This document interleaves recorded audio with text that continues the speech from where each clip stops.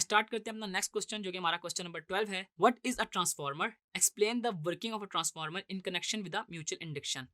हमने अपने last question में म्यूचुअल इंडक्शन के बारे में पढ़ा कि अगर हम एक कॉइल के अंदर करंट को इंड्यूस करवाएं तो ड्यू टू दैट हमारे पास सेकंड कॉइल में भी करंट इंड्यूस हो रहा है, यानी कि उसके अंदर भी ईएमएफ इंड्यूस होती है।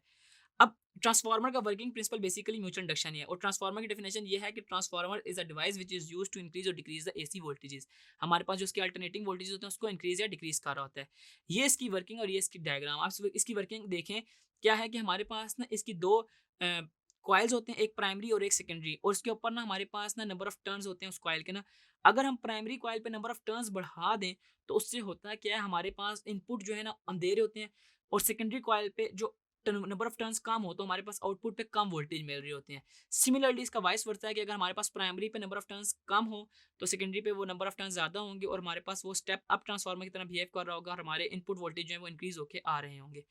लेकिन इसमें आपने इसकी वर्किंग में सिर्फ ये बता देना कि म्यूचुअल इंडक्शन का फिनोमेना फॉलो कर रहा है और इसके अंदर कोई डायरेक्ट कनेक्शन नहीं है, कोई वायर के जरिए हमारे पास इलेक्ट्रिसिटी फ्लो नहीं कर रही, just because of mutual induction इसके अंदर इलेक्ट्रिसिटी फ्लो कर रही है। तो अगर आपके पास पेपर में क्वेश्चन आता है तो आपने ट्रांसफार्मर को एक्सप्लेन करना है और उसमें इसकी वर्किंग को आपने बता देना कि ड्यू टू म्यूचुअल इंडक्शन किसी किस्म का वाइड कनेक्शन नहीं है, म्यूचुअल इंडक्शन की वजह से हमारे पास इलेक्ट्रिसिटी जो है या जो भी वोल्टेजेस हैं वो अपने प्राइमरी कॉइल से सेकेंडरी कॉइल की तरफ मूव कर रहे हैं।